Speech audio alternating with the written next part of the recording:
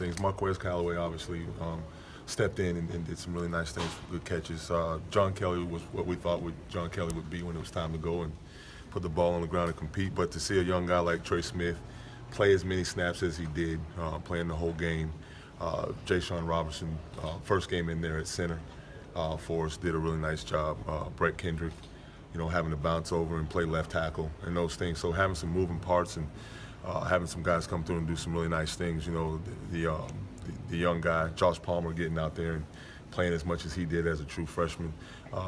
Seeing some young guys, get out there, get a chance to play, grow up a little bit, and with the cameras on in an environment like that is a plus to definitely keep building on. Is it as simple as plugging Callaway in for Juwan Jennings' spot now that we know Juwan's out for an extended amount of time, or do you got to change some things? Yeah, it's just kind of next man up.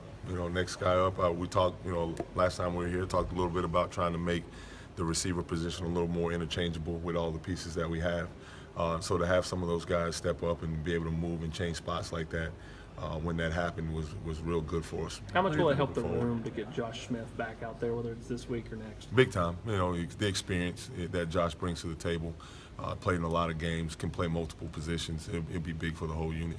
Larry, the offense scored touchdowns on 5 of the last 6 possessions. Was that a result of you getting in the groove, the players executing better, figuring out Georgia Tech's defense? What do you think led to that? A combination of that. I think, we go out, you start the game early and you have some 3 and outs, so you're really not finding a rhythm.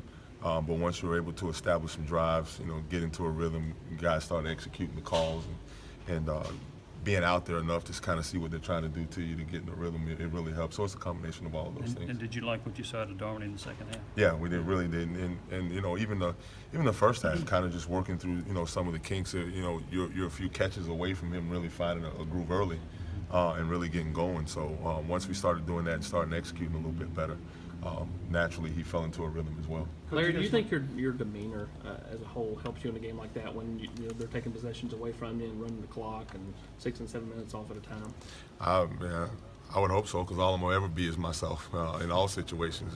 Just be who I am, and just football is a game of things can happen real quick. Game can turn really fast. I mean, look what happened to UCLA and Texas A&M. Didn't take very long for that game to turn, and look how it turned in a big way. So football is one of those things, sometimes it just causes for you to stay patient, stay with the plan, execute the plan, believe in it, get the kids to believe and buy and trust into it, and they did. We didn't go in at halftime and say we have to make a bunch of adjustments. We just have to execute. They believed in the plan. They went out and executed a little bit better in the second half. Kelly got 24 touches. Is that kind of the target number for him moving forward? And did you feel like you guys wanted to get him more involved in the second half? Well, I think it's just kind of how the game started to unfold as far as the rhythm of it and what they were trying to do to us and those things. There's some things that we saw that we could take advantage of truly just in the run game period, no matter what the back was in there. And just so happened J.K. got hot and he was running hard and doing the things that we kind of expect from him week in and week out. Larry, you touched on some of the offensive linemen. Just kind of overall as a group, how did you assess how they played? It seemed like they got better as the game kind of got going there. Yeah, I think so, and such as football, when you can get a group in there and actually get some continuity going amongst 5 guys and you kind of get into the flow of a game, you would hope that naturally they start to fall into it a little bit better, and they did. When's the last time you saw a true freshman offensive lineman as good as Trey Smith? Been a long time, and in everybody's career at some point you run across, you become fortunate to run across a guy like Trey, and I don't think, of course he's physically and athletically gifted, but just the approach towards the game is something that's very rare. He's mature in that way and knows, is learning how to prepare, but wants to learn how to prepare. Nobody's preparing harder this week than he is right now.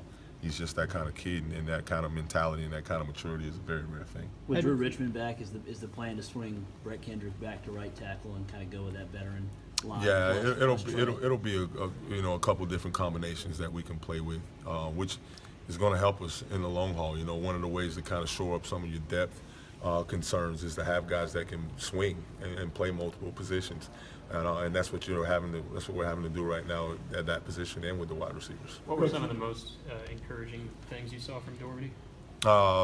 Same guy, consistent, poised, kind of just wanted to take the game as it came to him. Really, besides maybe 1 or 2, kind of we call danger throws, kind of put the ball in danger. just really took the game as it came to him, poised, composed, into it, communicating the way you want to have a guy communicate to, the coordinator between series. So it was really good to have that from him and have him going. He was targeted Juwan a lot. I think he had 6 targets early before he went out. Was that by design, or was that some of Quentin's decisions? And how did Georgia Tech defense Jennings? I think a lot of it is when you have guys that play the type of coverage as Georgia Tech played. When you're the single receiver or the slot receiver, there's going to be situations where the concept call is going to call for you to be the guy probably to be open in the progression. And we didn't want to go into it and say we have to have this X amount of targets, because we were really kind of unsure with how they were going to defend us early. So the first couple series were kind of feel series, kind of seeing, how they were going to play the game, what was going to be their kind of line with some of the formation and personnel groupings that we were giving them to try to kind of get a beat. And when we were able to kind of stay out on the field to get some of those things executed, started to turn a little bit for us. How'd you grade out Marcus Tatum in his first start? Really well. Marcus did some good things. Now, we're always, as coaches, naturally, we're going to look at the things that we got to get better at and dissect, especially on a short week like this. You got a quick turnaround. It's really about how do we improve and how do we get better. So, but Marcus did some really good things, playing as many snaps as he did. Kind of got leg whipped there in the game and came out, and then went over and shook it off and came right back in, which was really good to see. From him being, he's still a young kid. He's big and talented and all those things, but he's still young. So to see that kind of mental toughness to get right back in there and want to go at that time in the game where kind of the game was hinging and on the line was real good to see from him. How would you evaluate your first game? Was there anything different, in the moment, calling plays than what you'd prepared for? Nah, like I said before, not really. It was just, taking the game as it came. What are they doing? What do we got to do? What adjustments need to be made? It's kind of always the role that I've always been in coaching. So it was kind of just another football game. Let's go to work, and we're already going to work on Indiana State. So it's kind of Groundhog Day. Repeat. Let's go. Was How there any concerned are you about the slot position and what's going on with Tyler Bird? I'm not sure what's going on with Tyler. I kind of let the medical people handle that. They tell me who's available, who's not, and we move on.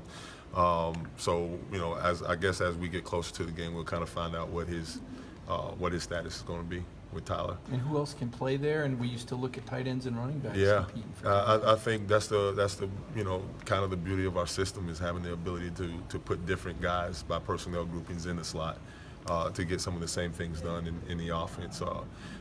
That's really the big thing with the slot position is we can shore that up with some of the things we do offensively. Was there any consideration to play JG in the first half, and what kind of went into the decision to kind of stick with what you guys were doing with Normandy? Well, I think the plan was to go in. Once we said that we were going to roll with Quentin, he was the quarterback, and we were going to go and let the game come to him and let him go out and be the quarterback for the University of Tennessee.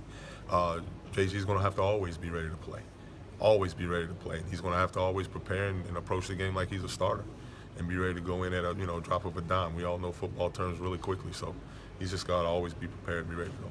Marquez said yesterday, Last just one. because Jawan isn't on the field anymore doesn't mean he's not going to be a presence in the wide receiver room. How can he best help this team moving forward? Now, some of the things that he had already started doing, Jawan is a leader too of those guys.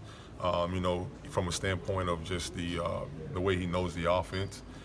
He's a football sponge. He loves to talk ball and those type of things. So having him in there to be with those guys in meeting rooms or whether it's on the field to work with their technique and their fundamentals and just to continue to provide that leadership that you want from an older guy in a room like that with a few young kids.